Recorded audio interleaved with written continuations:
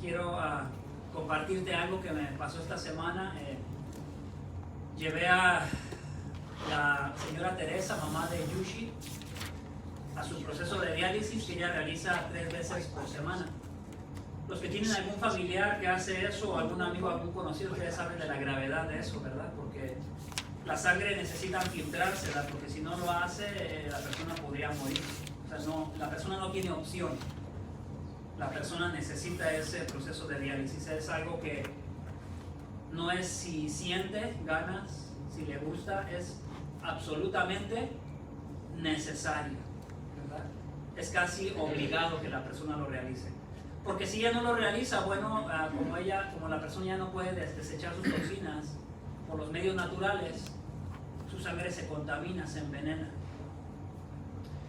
Bueno, y recuerdo que la acompañé y llegamos a la clínica y entonces noté una expresión en su rostro cuando estaban a punto de conectarle le pican 2 arterias principales, porque una es para la entrada de la sangre que se va filtrando y otra es para la salida de la sangre que está contaminada. Y yo noté una expresión de dolor. El que la estaba atendiendo, el enfermero, pues hablaba inglés. Y yo miré a la señora Teresa que le decía, con cuidado, porque ella, yo me imagino que ya sabe la experiencia que es que la estén picando y tantas veces que se le mira un poco lastimado su brazo. Y lo que él entendió, lo que este joven entendió, por lo menos le contestó, suavecito. Bueno, entonces noté eso, ¿verdad? Que es un proceso complicado, es un proceso doloroso de 3 a 4 horas cada vez que va. Pero noté que también es algo que es habitual, es parte de su vida y es doloroso. No hay otras opciones. O se hace o muere. Y a mí el proceso de la señora Teresa me hizo pensar en el tema que tenemos para ahora. El tema para ahora es la disciplina en la iglesia. Es un tema que no es muy comúnmente predicado, pero si notas hoy en la carta a Tito, que en esta porción, en este pasaje, habla de la disciplina en la iglesia. No es un tema muy popular, es un tema doloroso, pero déjame decirte, aunque no es algo que deba ser tan recurrente, es una cosa muy necesaria, que si no se llega a hacer, pone a la iglesia a veces en condiciones difíciles. Quisiera que leamos, para nuestro primer punto, que leamos el verso 9, y si lo puedes seguir conmigo, por favor, pero evita controversias necias, genealogías, contiendas y discusiones acerca de la ley, porque son sin provecho y sin valor. Si hacemos relación rápidamente con lo que miramos la semana pasada, vas a recordar que hablamos acerca de las buenas obras, de la doctrina de la regeneración, que debemos de ser personas que estamos dispuestas a toda buena obra por lo que Dios ha hecho por nosotros.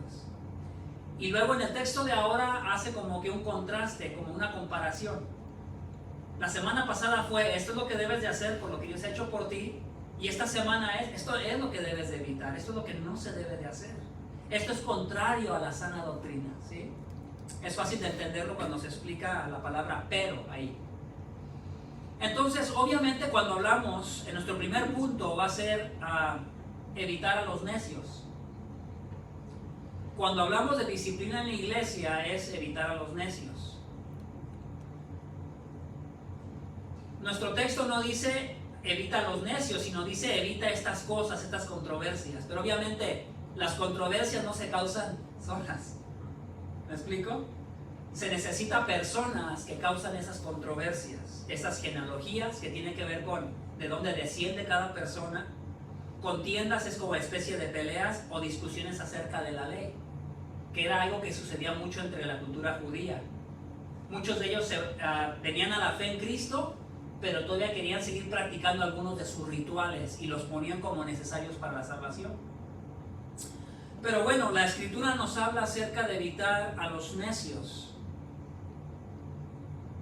Y estas son las palabras, son algunas de las palabras finales de Pablo para su hijo en el ministerio. Él quiere, ¿verdad?, que los cretenses sean personas que mantienen una sana doctrina, pero que está acompañada de buenas obras. Y todavía aún por encima de eso, que protegen la sana doctrina a tal grado que están dispuestos a disciplinarse entre ellos mismos cuando ven que alguno de sus hermanos está pecando.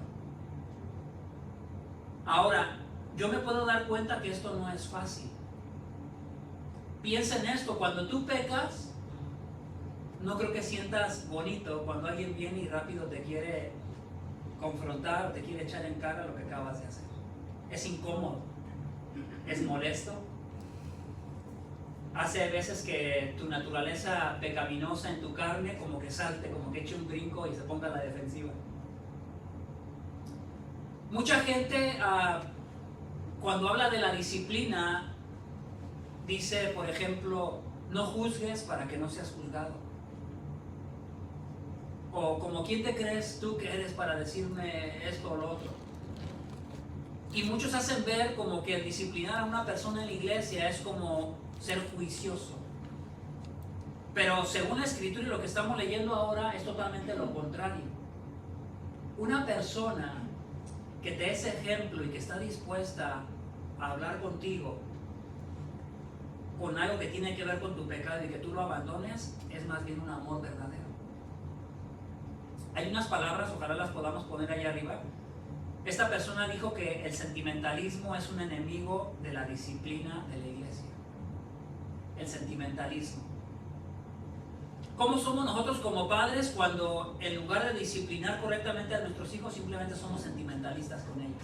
¿Verdad que no es bueno? Nosotros sabemos lo que pasa cuando somos demasiado sentimentalistas con nuestros hijos y no les damos la disciplina de acuerdo a lo que necesitan porque los amamos. Dice también esta persona, sentimentalismo es el amor del hombre, pero divorciado del amor a la verdad. Entonces el verdadero amor está fundamentado, hermanos, en la verdad. Y si nosotros amamos a nuestros hermanos, vamos a tratar de evitar a los necios, no es desecharlos necesariamente, pero sí ayudarlos a que no vivan en necedad. Algunos ejemplos rápidamente. Yo he tenido oportunidades de hablar con personas que pueden saber mucha doctrina bíblica en la cabeza, pero muchas veces no tienen ninguna intención de practicar ningún tipo de buena obra con lo que dicen que saben. Y me ha tocado en esas oportunidades, bueno, platicar con ellos. O sea, ¿cómo entiendes esta doctrina? ¿Sí? Si vamos a la semana anterior y hablábamos, por ejemplo, de la regeneración, que yo he hablado con varias personas acerca de la regeneración, entonces yo le pregunto a la persona, ¿tú crees en la regeneración, que Dios ha cambiado tu corazón? Y la persona dice, yo sí creo, sí lo creo. Pero yo a veces le digo, ¿por qué vives como si no fuera real en tu vida? Si Dios realmente ha cambiado tu corazón, dice la Biblia que deberías de vivir un estilo de vida de buenas obras, porque es lo que el Espíritu Santo ha producido en el interior de tu corazón. Entonces, cosas necias, hermanos, tiene que ver con eso, con desconectar la doctrina, lo que sabes, desconectarlo demasiado, con qué te lleva a practicar. ¿Qué clases de discusiones podrían ser? Bueno, discusiones que a veces son, que a veces tienen que ver mucho con las cosas que la persona está buscando. Me tocó en una ocasión hablar con una persona que sabía bastante doctrina, pero al final de cuentas la intención de por qué él estaba en la iglesia era porque andaba detrás de una persona. Él era un muchacho que se sentía demasiado despreciado por las mujeres. Todas las personas miraban en él un comportamiento inadecuado, pero parecía que el único que no se daba cuenta era él, pero todos lo miraban, toda la congregación lo miraba, ellos sabían, lo notaban. Muchos notaban que su única intención era como convencer a alguna muchacha. ¿Por qué? Porque parecía que nadie le hacía caso. Y a pesar de que sabía mucha doctrina, realmente había muy poco, había absolutamente muy poco de vida en su persona en cuanto a lo que decía que sabía de la doctrina bíblica. Y cuando yo comencé a hablar con él en cuanto a estas cosas, de lo que él andaba detrás, pues se fue rápido. Entonces yo me di cuenta que rápido cuando traté de amarlo, cuando traté de realmente amarlo y abrazarlo y ayudarle, no quiso. Y aunque él me tomó como alguien malo, realmente traté de hacer algo amoroso por él. Ok, ¿qué más podemos aprender en esta última porción de Tito? Ven el punto número 2. No solamente le dice que evite las controversias necias, pero también le dice que rechace a los divisivos. Leamos el verso 10 al verso 11. Si vas por favor ahí a Tito. Al hombre que cause divisiones después de la primera y segunda amonestación, deséchalo, sabiendo que tal es perverso y peca, habiéndose condenado a sí mismo. Wow, esto parece ser algo no muy amoroso. Si yo te preguntara cuántas veces has visto esto en la iglesia, yo diría que pocas veces, ¿verdad? Pocas veces, porque los que realmente no aman la doctrina y uno se acerca a ellos para tratar de disciplinarlos, rápido salen volando. Sería una manera de decirlo, ¿verdad? Y muchas veces no se mira tan bien porque, bueno, a veces se practica en privado. Y eso es bueno. Y creo que son pocas las veces cuando se ha salido fuera de control, al grado que hay necesidad de involucrar a toda la iglesia. Pero lo que me llama mucho la atención en este punto número 2 de rechazar a los divisivos, es que Jesús habló de esto y lo explicó como una especie de procedimiento. Te pido por favor, si vamos a Mateo 18 del 15 al 20, lo voy a poner también ahí arriba en la pantalla. Dice de esta manera, pone mucha atención, demasiada atención, quiero que tus ojos estén, tus oídos, todo atento. Y si tu hermano peca, ve y repréndelo a solas. Nota esto, es como una especie de pasos. El paso número 1 sería, hazlo a solas. Dice, si te escucha, has ganado a tu hermano. Ok. Paso número 2, si no te escuchó a solas, lleva contigo a 1 o a 2 más, para que toda palabra sea confirmada por boca de 2 o 3 testigos. Si no te escuchó, paso número 1, si no te escuchó a ti a solas, entonces llama a 2 o 3 testigos. Paso número 3, y si rehúsa escucharlos, dilo a la iglesia. Y si también rehúsa escuchar a la iglesia, sea para ti como el gentil y el recaudador de impuestos. En el paso número 3, si rechaza a la iglesia, dice que lo tomes como un incrédulo. Menciona a 2 personajes que eran considerados como personas de las más malvadas socialmente en la cultura judía. Que muchos de los judíos, nada más nacionalmente hablando, los odiaban, los aborrecían. Esto parece ser como que demasiado duro, pero son palabras de Jesús. Y si nosotros queremos ser fieles a Jesús, aunque no sea algo muy recurrente, debemos de tomar en cuenta la disciplina. Yo no creo que ninguno de nosotros, cuando ve que hay un desorden en nuestra casa con nuestros hijos, nos la pasemos todo el día, ¿verdad?, cruzado de brazos, como que no pasa nada. Llega un momento donde como que nos molestamos y queremos hacer algo al respecto, aunque no necesariamente es todo el tiempo. Pero la disciplina es algo muy necesario, hermanos, y es algo muy amoroso. Quiero seguir leyendo. En verdad os digo, todo lo que atéis en la tierra será atado en el cielo, y todo lo que desatéis en la tierra será desatado en el cielo. Se brinca de la disciplina de la iglesia a como que atar y desatar. Además os digo que si 2 de vosotros se ponen de acuerdo sobre cualquier cosa que pidan aquí en la tierra, les será hecho por mi Padre que está en los cielos, porque donde están 2 o 3 reunidos en mi nombre, ahí estoy yo en medio de ellos. Se brinca de la disciplina a atar y desatar, y luego a ponerse de acuerdo. Obviamente todo va junto. Muchas personas lo desconectan. Yo me imagino que la mayoría de nosotros que hemos escuchado esto decimos, donde están 2 o 3 en el nombre de Dios y se ponen a orar, Dios va a hacer algo. Pero no está diciendo orar. Está diciendo Ponerse de acuerdo. disciplinar. Ponerse de acuerdo cuando se está disciplinando a un hermano creyente. ¿Sí notaron eso? Está hablando de disciplina. No está hablando de oración. Y es un error muy recurrente. ¿Por qué? Porque las personas regularmente se les olvida leer todo lo que está arriba, todo lo que está en medio y todo lo que está debajo. Jesús no se está inventando nada nuevo, no es como que a Jesús se le ocurrió. Quiero citarte rápidamente Levíticos 19:17 y Deuteronomio 19:15. Jesús simplemente está trayendo la ley del Antiguo Testamento y la está aplicando. Está como que tratando de desarrollar lo que enseña la ley de Dios y está como que expandiendo el procedimiento. ¿Cómo hacer el procedimiento de la disciplina? Observa, por ejemplo, Levíticos 19:17. No abrigues en tu corazón odio contra tu hermano. En otras palabras, si tienes algo contra tu hermano por algo que está haciendo, no te lo guardes, sino más bien reprende a tu prójimo cuando debas reprenderlo. No te hagas cómplice de su pecado.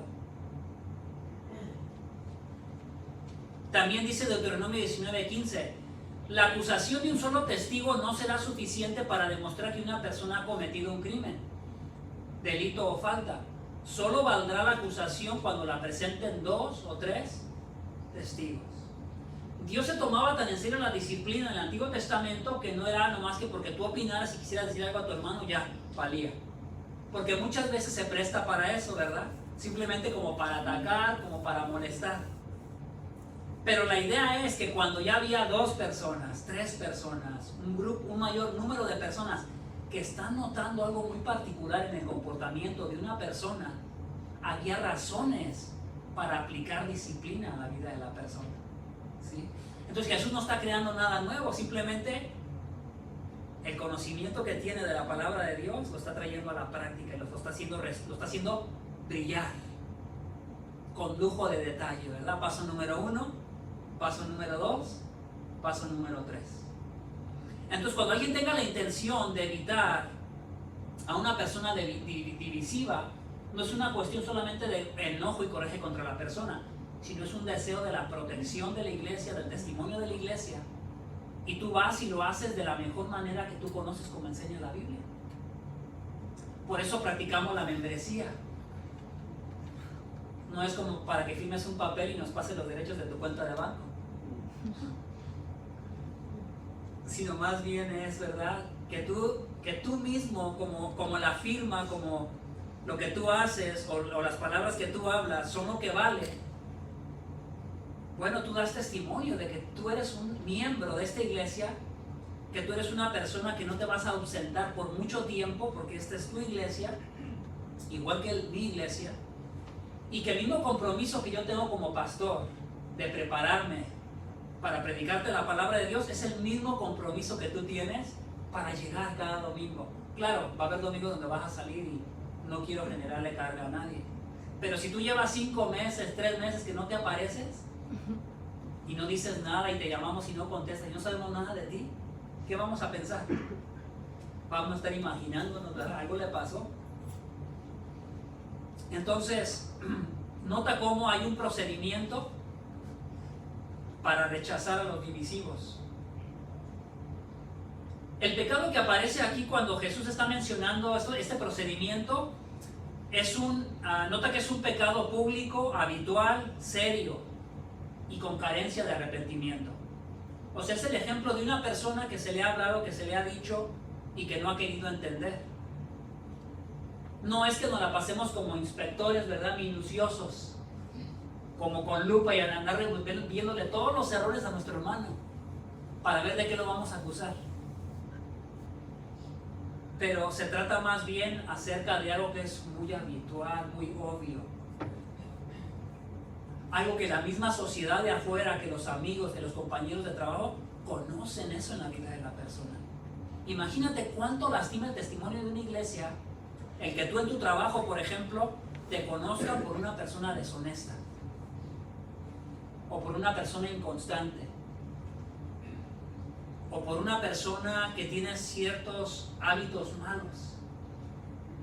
Las personas no lo van a decir, pero se comienzan a hacer una imagen. Se comienzan a hacer una imagen de aquel a quien tú representas y de la iglesia a la que tú representas. Entonces esto de la disciplina no es algo malo, es algo bueno.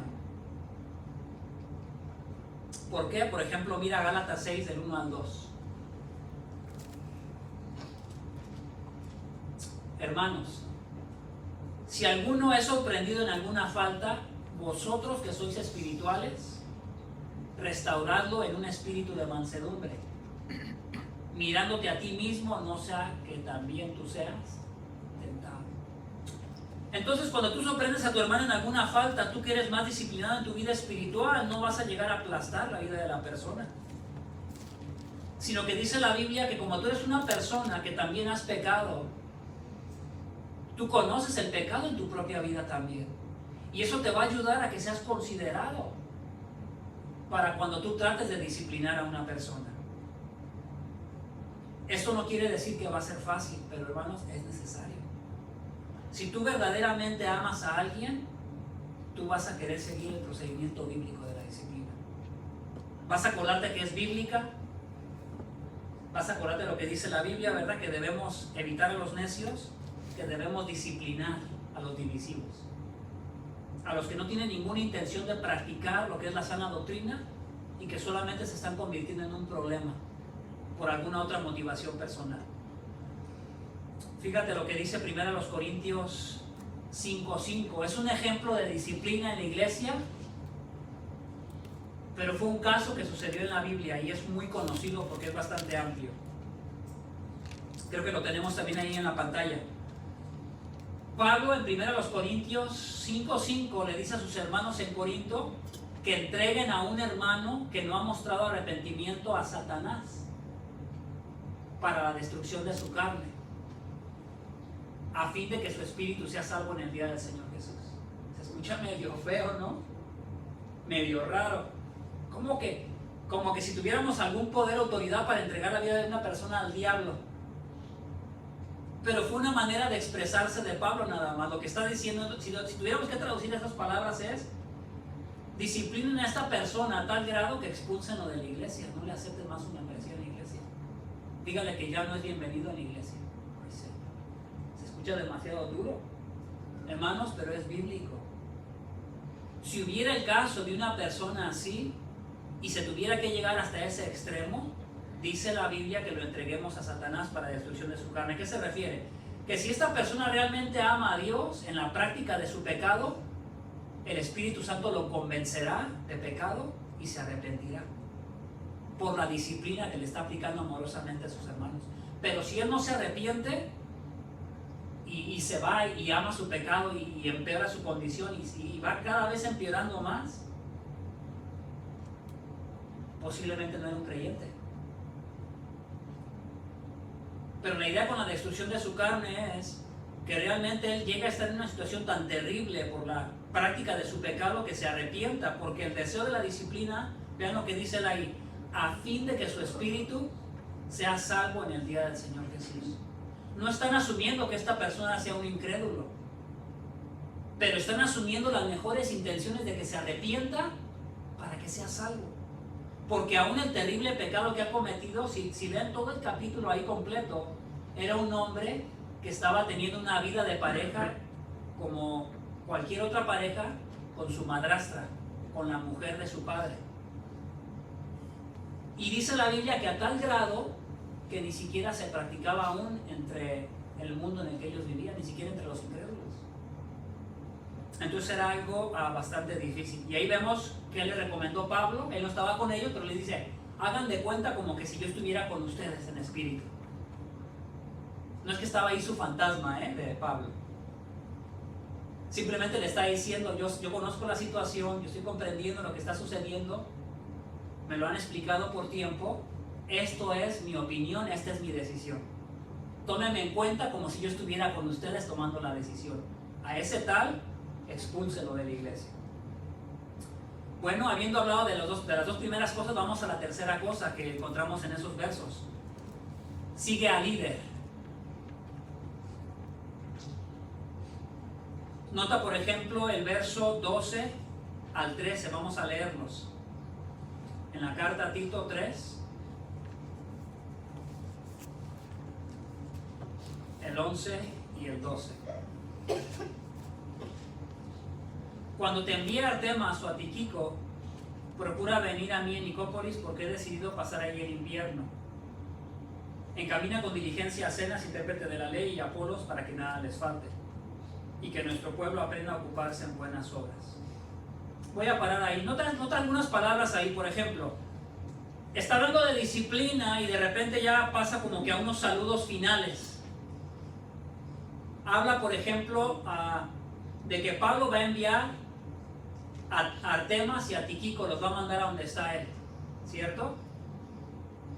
Pero luego le dice a Tito, procura venir a mí. Si notamos esas palabras, observamos un liderazgo de Pablo ahí. Les está dando dirección de qué poder hacer en cuanto a la disciplina, pero le está diciendo también que le va a mandar ayuda, pero que también le dice que procure venir a él por alguna razón. Entonces, para eso es que en el número 3 puse seguir al líder. O sea, Pablo está dando algunas instrucciones. Notamos 4 personas: Artemas, Tíquico, Zenas y Apolos. ¿Los ven los 4 personajes ahí? 2 de ellos van a hacer una labor y 2 de ellos van a hacer otra labor. Pablo le dice a Tito que procure venir a él, pero le dice que encamine a 2 de ellos con diligencia. Artemas y Tíquico van a venir a ayudarle, a colaborar con la obra. Tito se va a ir a otro lugar donde Pablo le va a pedir que vaya, pero antes de que él se vaya debe de encaminar a Zenas y Apolos también para otra misión. En otras palabras, Tito no está solo, tiene a Zenas y tiene a Apolos.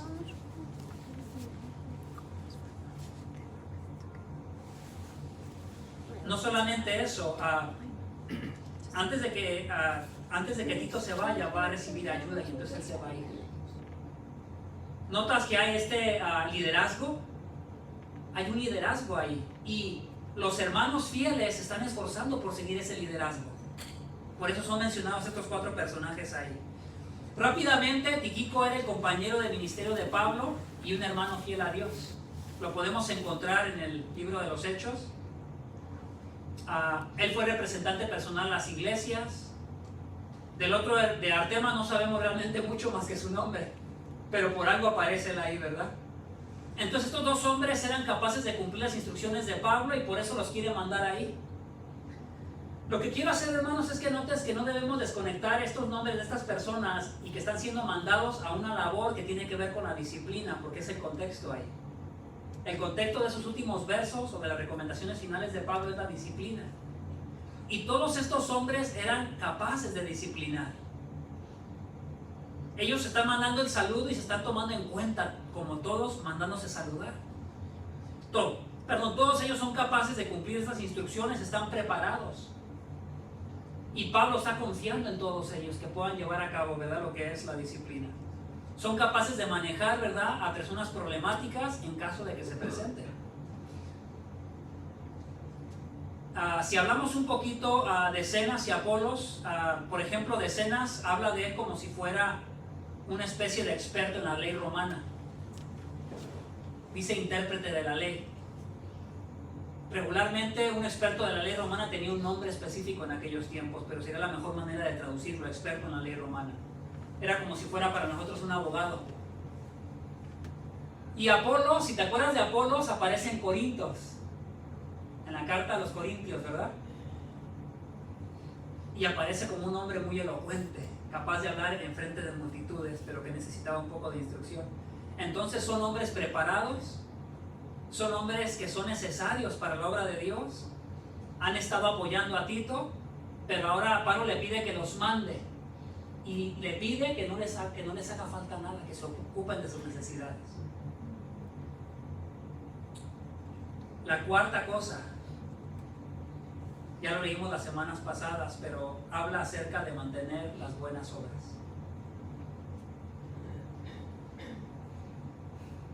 Si vamos al verso 14,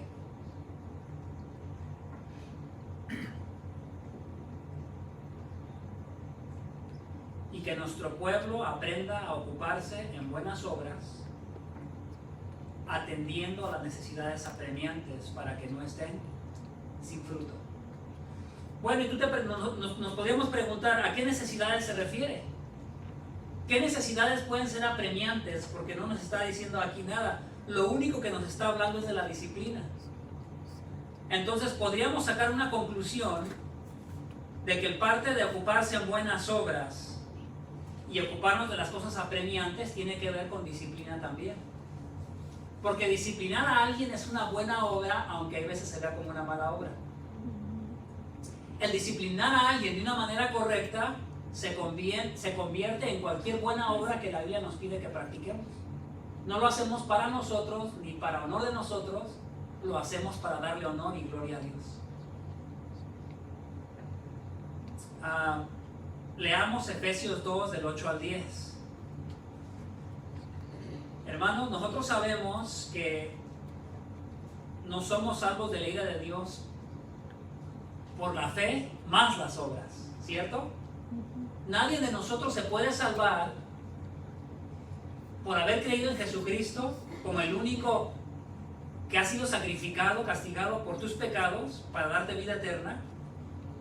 Y aparte decir que las obras que tú estás haciendo te están ayudando a acumular una especie de favor especial para ponerte en la ventaja allá en el cielo en frente de otros.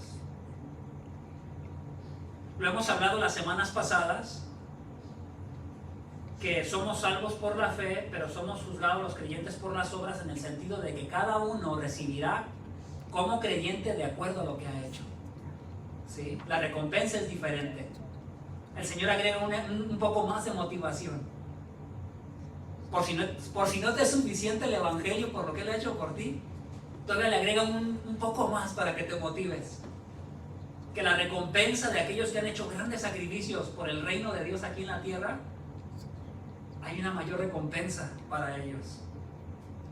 Pero sabemos que no somos salvos por las obras y que ninguna obra de las que hacemos le agrega crédito. Ni le agrega ni le quita el crédito a aquellos que realmente han sido salvos. Pero lo que sí sabemos claramente por la Escritura es que aquellos que han sido salvos por una fe genuina, es una fe que los impulsa a seguir trabajando. Es una fe que los sigue motivando a querer seguir haciendo cosas por lo que Cristo ha hecho por ellos.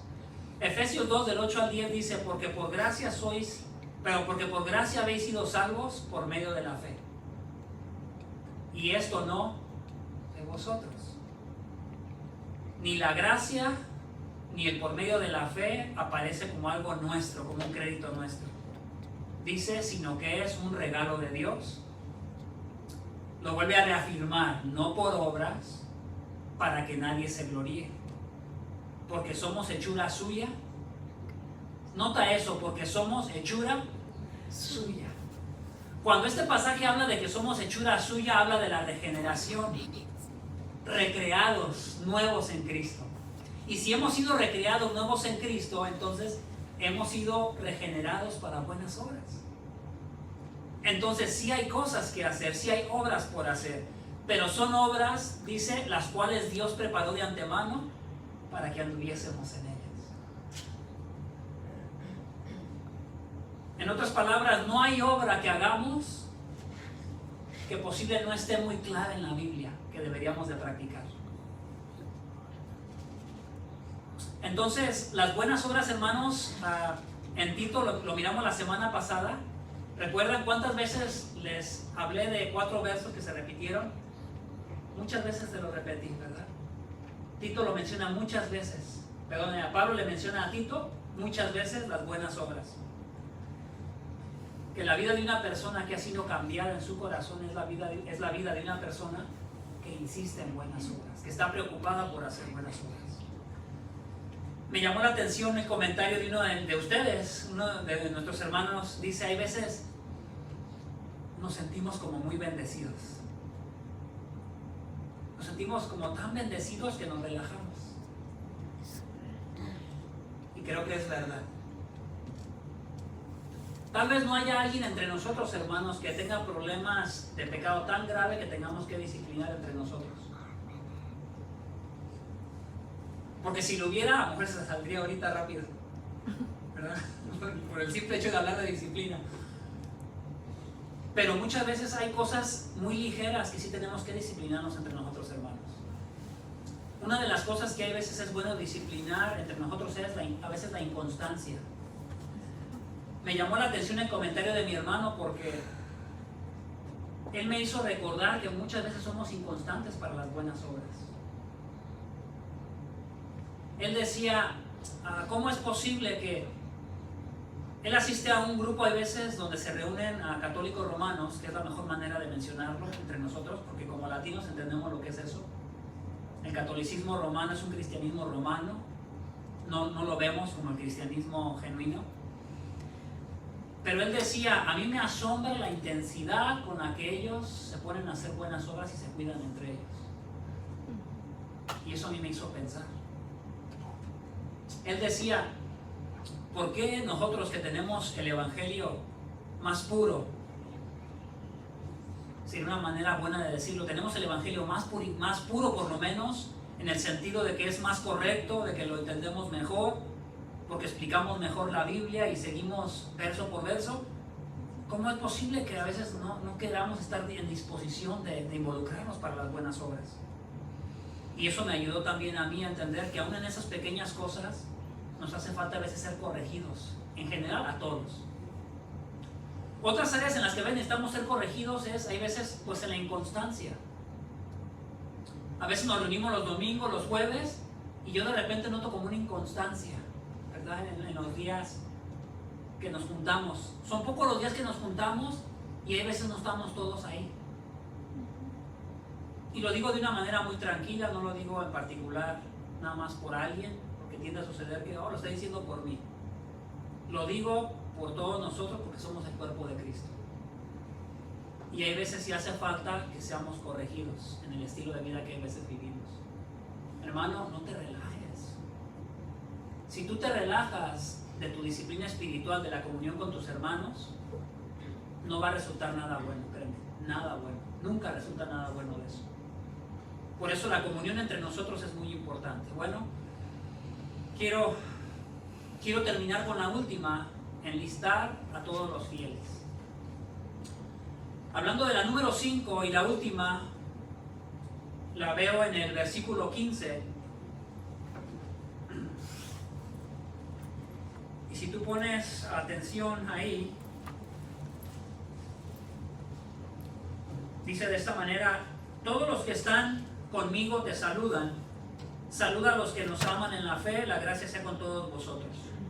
Nota rápidamente esto: todos los que saludan están conmigo, y luego después, la gracia sea con todos. Se hace mucho énfasis en todos. O sea, es un saludo que no nada más viene de Pablo, pero es un saludo que viene de los fieles que están apegados a él, y saludo para los hermanos fieles, ¿verdad?, que están con Tito.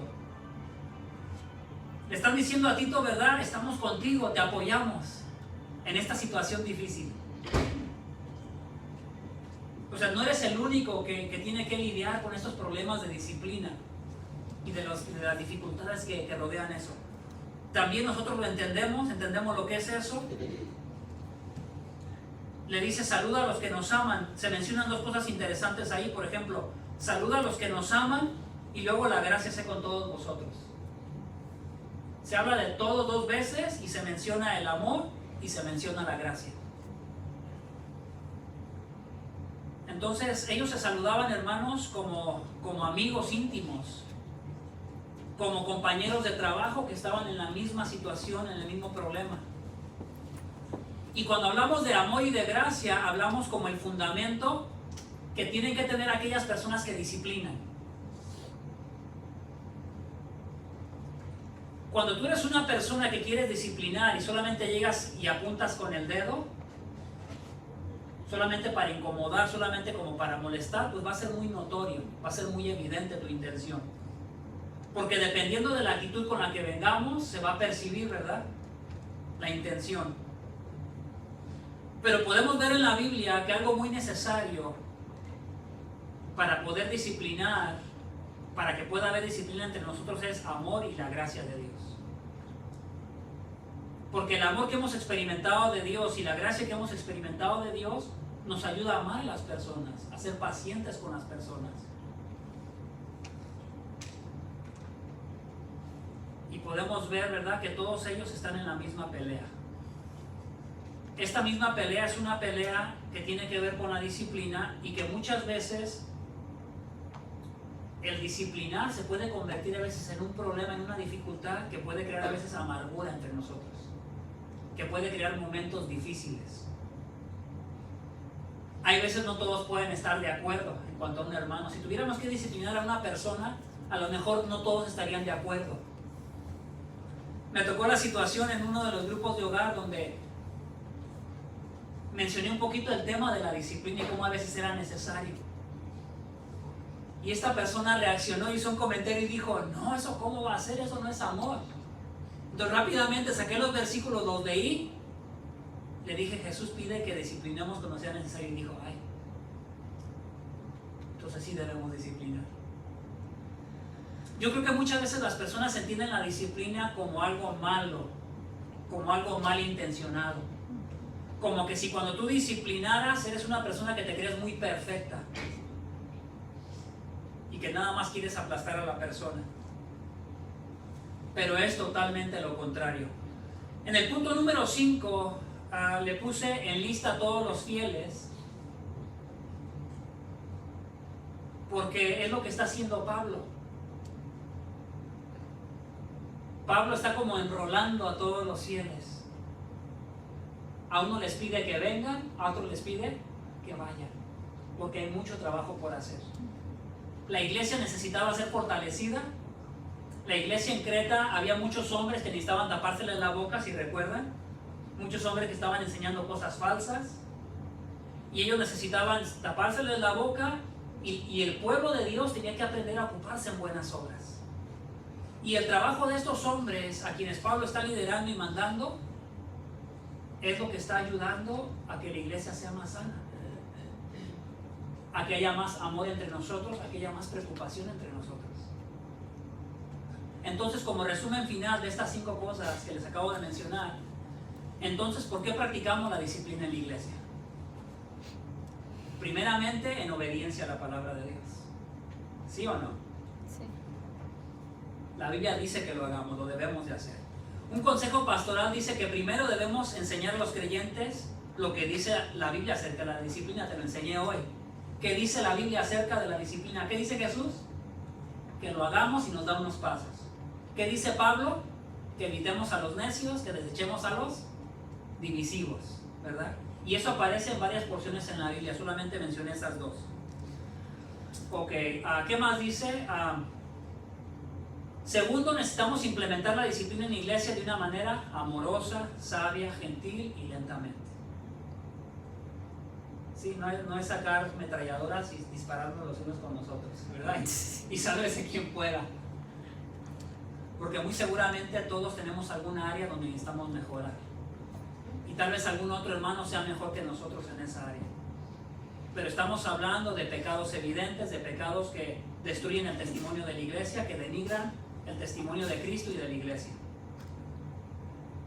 Tercero, debemos aplicar la disciplina en áreas cuando un miembro falta mucho. Este pastor hace esa recomendación. Cuando un miembro falta mucho, bueno, ¿por qué está faltando mucho? Como algunas otras cosas mencionadas en la Biblia. Todo el propósito de esto es para traer sanidad al cuerpo de Cristo. Entonces, en el análisis final, la disciplina en la iglesia hay veces es dolorosa, pero es necesaria, porque es parte del discipulado. Cuando una persona que practica más cosas que tú en la Biblia te ayuda a corregir ciertas áreas en tu vida, va a ser para algo muy benéfico, hermano. Por eso uno puede ver en la iglesia la figura que la iglesia establece, ¿verdad? Los ancianos, que son pastores, y luego los ancianos adultos, luego las ancianas adultas, y luego las mujeres jóvenes, y luego Los jóvenes. las mujeres jóvenes, o la repetí. ¿Sí la repetí? Hombres jóvenes, mujeres jóvenes. ¿Recuerdan el orden en Tito? Sí. Y uno ve ese orden, ¿verdad? La idea es madurez. Y los más maduros enseñan ¿a quién? A los más jóvenes. Y termino con las palabras de esta persona. Solo aquellos que toman el pecado seriamente, toman el perdón seriamente. Solo aquellos que cuando pecan se sienten de una manera afectados, cuando les toca disciplinar a sus hermanos, lo toman de una manera seria, responsable y amorosa, considerando a la otra persona. Nuestro Señor Jesucristo hizo ambas. Lo podemos ver en la Biblia en muchas ocasiones. Lo hizo de una manera amorosa y fiel, siguiendo las direcciones divinas que Él sabía claramente que estaban en el Antiguo Testamento. No inventó, ¿verdad? Nada nuevo. Entonces te pido que inclinemos nuestro rostro y que estas palabras, ¿verdad?, que hemos escuchado en Tito, se queden en nosotros. Hemos mirado cómo Tito es una carta que enfatiza la sana doctrina, es una carta que enfatiza las buenas obras, es una carta que enfatiza el orden en la iglesia, es una carta que enfatiza cómo debe de vivir la iglesia, en la iglesia, fuera de la iglesia. Enfatiza cómo debemos de vivir en el hogar. Enfatiza que continuamente estemos perseverando en buenas obras. Enfatiza que la doctrina sí es muy importante, porque la doctrina es vida para la iglesia, vida para las buenas obras, motivación para la vida cristiana. Entonces, en base a lo que hemos escuchado y en base a lo de la disciplina del día de hoy, en base a esas palabras quiero orar por ustedes. Padre,